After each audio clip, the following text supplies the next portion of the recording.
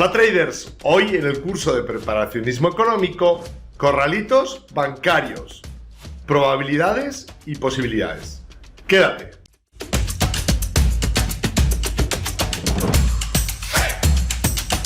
Bien, hoy vamos a hablar en este vídeo sobre si es posible un corralito bancario en Europa, en España, en Italia, en países del sur de Europa, y cómo sería, ¿vale? Ya que estamos en el ámbito de la especulación, es importante que, bueno, que te tomes mis palabras como una opinión más, no es dogma de fe, y evidentemente es una opinión sesgada, como todas las opiniones que existen en el mundo, ¿vale? Pero es importante que escuches un poquito esto, si nunca has escuchado sobre estos temas, y también si estás en Latinoamérica, porque sí ha habido corralitos en Latinoamérica, así que tampoco voy muy descaminado, y en muchísimos países de Latinoamérica, así que bueno, que escuches un poquito lo que tenemos que decir en este vídeo. Quiero que entiendas que el preparacionismo en el mundo anglo se llama prepper con doble P. Son gente que se prepara, a veces en exceso, ante posibles catástrofes o eventualidades de tipo diferente, de corte diferente, catástrofes sociales, económicas, geológicas, todo tipo de posibilidades que puedan ocurrir ante una guerra, ante lo que sea, y que el preparacionismo económico es solo una parte de todo el preparacionismo, ¿vale? Entonces, que entiende que estas cosas que estamos hablando aquí son una parte de todos los aspectos en las que un prepper se podría preparar, ¿vale? Dicho esto, quiero que hagamos un poquito de historia. Vamos un poquito para atrás y quiero que recordemos el año 2008. En el año 2008 parecía que se avecinaba una crisis sistémica. Si no recuerdas mal, era muy grave lo que estaba pasando. Había un problema de confianza en la cadena interbancaria. El cuadrito, el cuadrito. Suscríbete. Ya sabes que los bancos se prestan entre sí y había una crisis de confianza tremenda. Y si no es por la intervención de los bancos centrales, vamos a hablar un poquito de eso, pues probablemente hubiera habido una caída sistémica. No sabemos si al final hubiera sido bueno, porque hemos hinchado la bola muchísimo más desde el 2008 y si ocurre ahora la bola es enorme y es mundial. Pero bueno, ahí lo dejamos. Recuerda aquellos momentos Lehman Brothers, se le dejó caer, pero Fannie Mae, que era la mayor empresa hipotecaria de Estados Unidos, no se la dejó caer, ni otras empresas. En aquel entonces Ben Bernanke había hecho su tesis doctoral sobre el helicóptero Ben, sí, el del helicóptero, el de que hay que dar dinero. Lo que pasa es que luego la teoría del helicóptero Ben la aplicó Trump y Biden con los cheques a tutiplén. Pero bueno, es el ideólogo del helicóptero, ¿vale? Lo que pasa es que el helicóptero siempre cae en manos de BlackRock y de otros grandes fondos que son los que se benefician y cae menos en manos de la población general. Es muy interesante lo del helicóptero porque no distribuye los billetes por igual, ¿vale? Pero bueno, él fue el ideólogo de esto y en aquel entonces él había estudiado la Gran Depresión, le echó obviamente la culpa Ben Bernanke al oro, que había sido el causante de las restricciones monetarias debido a seguir el patrón oro. Hay mucho debate sobre esto.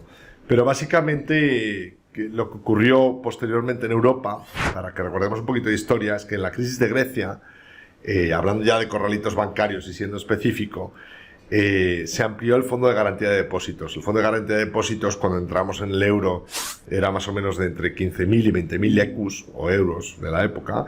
Pero en la era Merkel, viendo cómo estaba el percal y los miedos que había en el sur de Europa a que hubiera una corrida bancaria, básicamente es que la gente corra a su cuenta bancaria a retirar sus fondos, y si lo hace mucha gente colapsa el sistema bancario debido a la reserva fraccionaria que hemos explicado en el vídeo 1, es decir, que solo una fracción del dinero real se conserva en los bancos y que el resto se presta y se contrapresta y se represta a través de deuda, ¿vale? Entonces solo disponen los bancos de una parte muy pequeña de los depósitos y una corrida bancaria puede causar una crisis sistémica bancaria.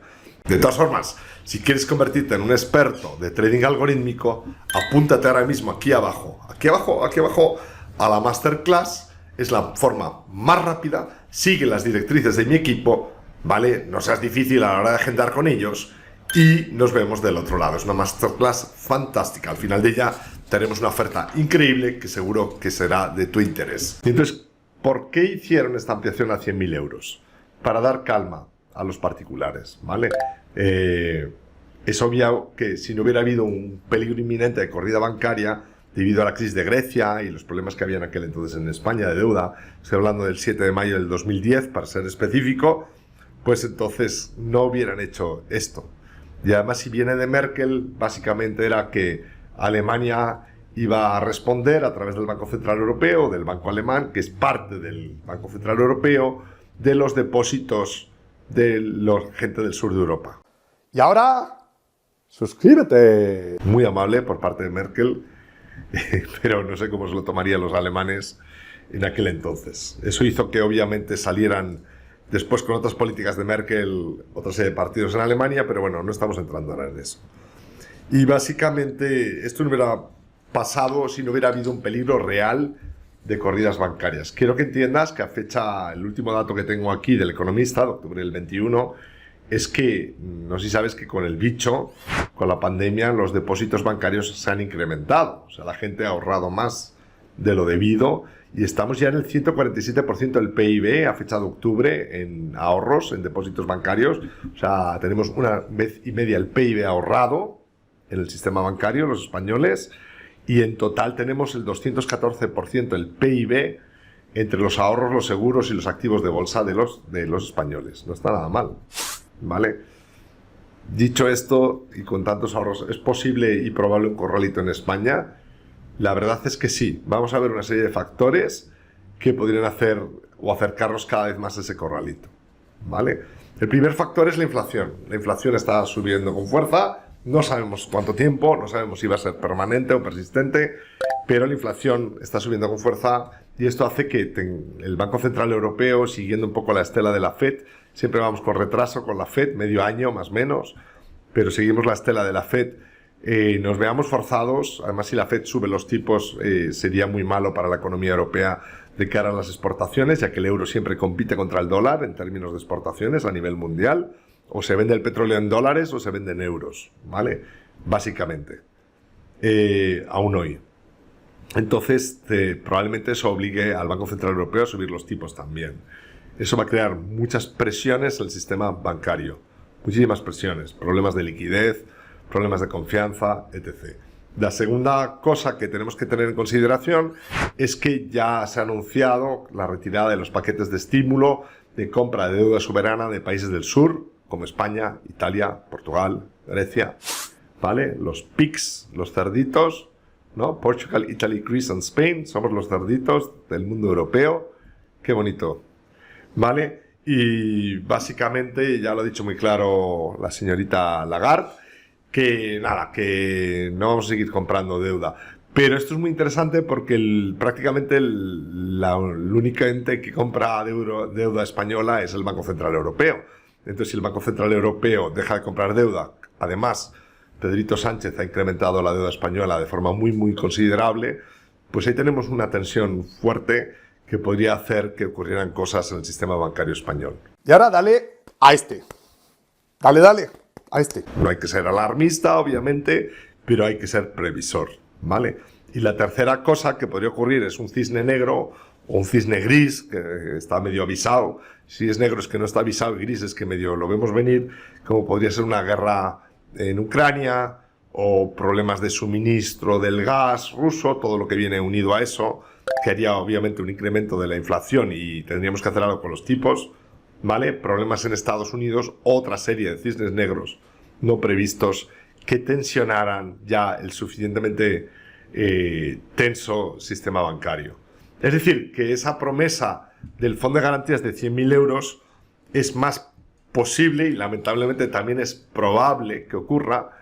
Creer en esa promesa es como muy ridículo, ¿no? O sea, creer en las promesas de los gobiernos porque han hecho una ley que dice que garantizan hasta 100.000 euros, sí, pero mañana hacen una disposición con alevosía, como el 7 de mayo de 2010 por la noche, como cambiaron la Constitución, el artículo 135 era, ¿vale? Lo cambiaron de un día para otro. Perfectamente pueden cambiar esas garantías o decir que sí, que son los 100.000, pero que se dispondrán a lo largo de 2-3 años, porque bla, bla, bla, la solvencia, el ratio de solvencia de los bancos, etc, etc. ¿Vale? Así que fiarse de esto al 100% es un tanto absurdo. Y ahora, suscríbete. Y ya una vez suscrito, lo siguiente es más vídeos. Nos vemos en el próximo vídeo.